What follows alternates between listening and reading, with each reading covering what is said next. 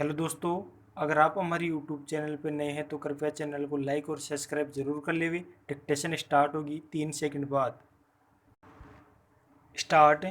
भाइयों, आखिरकार एक लंबे संघर्ष के बाद, जो कि मुख्य रूप से अहिंसात्मक था और जिसका नेतृत्व ऐसे विलक्षण व्यक्ति ने किया जो अहिंसा और सत्य को ईश्वर का पर्याप्त मानता था, परंतु स्वतंत्रता के किनारे पहुंचने के अंतिम चरण में भारत को खून की नदी में से होकर गुजरना पड़ा।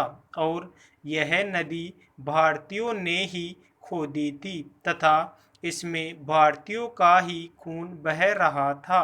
अभूतपूर्व पैमाने पर लोगों का निष्क्रमण हुआ।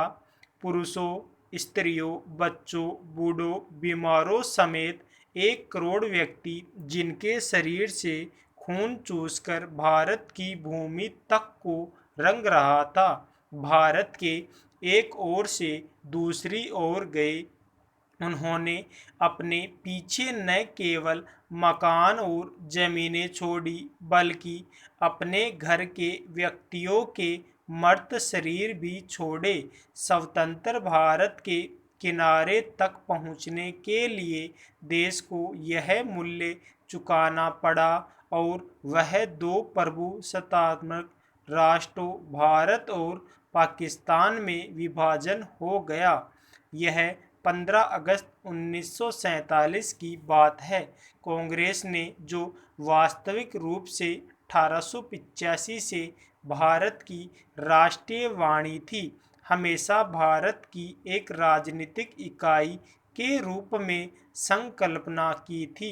कांग्रेस को अंत में भारत की विभाजन स्वीकार करना पड़ा। वैसे तो यह स्वीकृति सहमति से दी गई थी, परंतु वास्तविक रूप में देखा जाए तो यह ब्रिटिश शासकों द्वारा पिछले कई दशकों से उत्पन्न की गई परिस्थितियों के दबाव के कारण था। फूट डालो और राज करो की नीति पहले पहल अलीगढ़ मुस्लिम कॉलेज की स्थापना के साथ शुरू की गई। एक दूसरे के बाद आने वाले ब्रिटिश प्रिंसिपलों ने पृथकता का विचार मुस्लिम नेताओं और छात्रों के मन पर बैठाया। पैरा सर सैयद अहमद को विभाजन मूलक विचारों को फैलाने के लिए उनसे हर प्रकार की मदद मिली। हम यह नहीं कहेंगे कि इसमें हिंदुओं का कोई दोष नहीं था, जो मुसलमानों से सामाजिक स्तर पर अलगाव बनाए रहते थे और आर्थिक दृष्टि से उनका शोषण करते थे। अलीगढ़ कॉलेज के अधिकारियों को अपने उद्देश्य की पूर्ति के लिए उपजाऊ भूमि मिली। सब यह कुछ पिछली शताब्दी के अंतिम वर्षों में हुआ।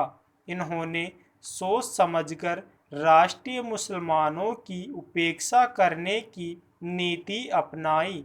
1947 में कांग्रेस के पास विभाजन स्वीकार करने के सिवा कोई विकल्प नहीं था, विशेषकर गंभीर सांप्रदायिक झगड़ों के कारण, जो कि गृह युद्ध का रूप धारण कर रहे थे। जिन्ना ने यह सुझाव भी दिया कि सांप्रदायिक आधार पर आबादी की अदला बदली की जाए।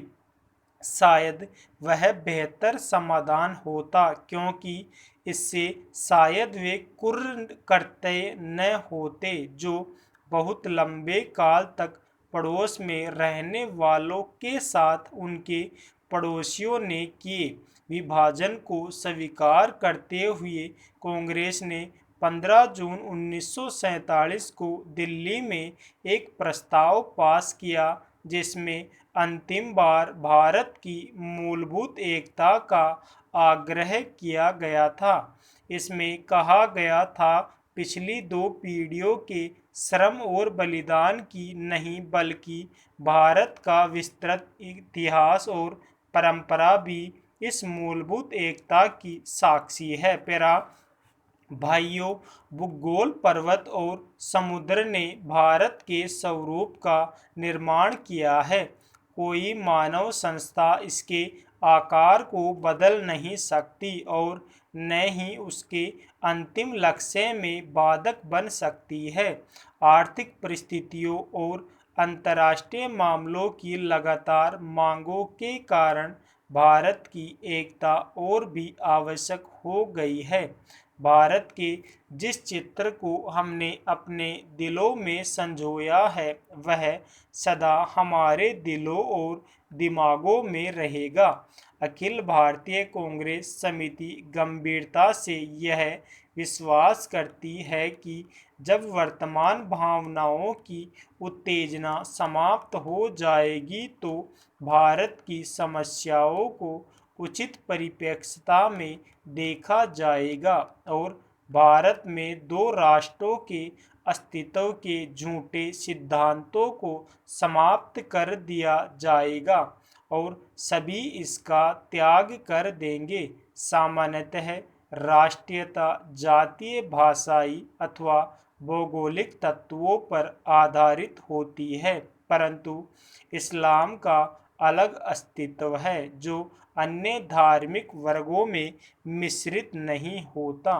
55 वर्ष की स्वतंत्र धर्मनिरपेक्षता राष्ट्रीयता के बाद आज भी कई जिम्मेदार मुस्लिम नेता दावा करते हैं कि मुसलमान अलग राष्ट्र है। पेरा एक जिम्मेदार दल द्वारा इतने अधिक करुणाजनक और आत्मभ्रामक प्रस्ताव की कल्पना भी नहीं की जा सकती जितना कि अखिल भारतीय कांग्रेस समिति ने 15 जून 1947 को पास किया था।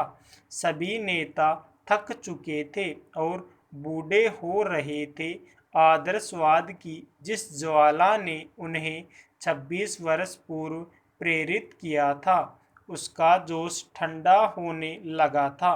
कांग्रेस का विकास सदा ही बदलते नेतृत्व के माध्यम से हुआ था, परंतु पिछले 25 वर्षों में वही नेता कांग्रेस की सत्ता संभाले हुए थे। उनके व्यक्तित्व और उसको कोई युवा नेता देने का साहस नहीं कर सकता था। विभाजन के विरोध में केवल एक ही स्वर था और वह था गांधी जी का, परंतु वे भी बहुत बूढ़े हो गए थे और उनका स्वास्थ्य भी ठीक नहीं था। उन्होंने अखिल भारतीय कांग्रेस समिति से प्रस्ताव स्वीकार करने के लिए कहा। यदि वे नई कार्यकारिणी समिति और नई अंतरिम सरकार के लिए नए नेता नहीं चुन सकते, प्रस्ताव को पहले कार्य समिति ने पास किया। गांधी जी से विशेष रूप से प्रार्थना की गई थी कि वे उपस्थित हो और सभा को संबोधित भी करें, लेकिन अखिल भारतीय कांग्रेस समिति की बैठक में उपस्थित था। गांधी जी का भाषण स्पष्ट रूप से उनके दुख का द्योतक था। उन्होंने कहा कि उनके विचार सर्वविदित है, फिर भी उन्होंने अखिल भारतीय कांग्रेस समिति को प्रस्ताव पास करने की सलाह दी। उन्होंने कहा कि अखिल भारतीय कांग्रेस समिति को इसे रद्द करने का अधिकार है, परंतु किसी ने उसका उत्तर नहीं दिया। उस समय ब्रिटिश भारत से चले जाने के लिए और अपनी साम्राज्यवादी धाक छोड़ने के लिए बहुत उत्सुक था। अब यह बोझ उनके लिए बहुत भारी हो गया था।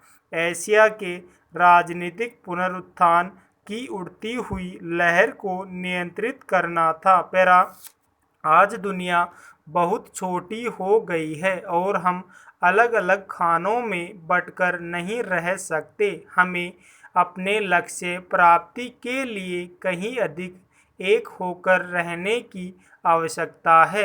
हम लोकतंत्र में विश्वास करते हैं, एक तो संसदीय प्रणाली की सरकार के अर्थ में, दूसरे उस तरीके में जिस तरीके से हम अपनी पार्टी में और अन्यत्र काम करते हैं, पर लोकतंत्र रूपी हमारा ताज़ा पानी कभी कभी जातिवाद, सांप्रदायिकता और सामाजिक रीति रिवाजों इत्यादि के सड़ते गड्ढों में बंद हो जाता है।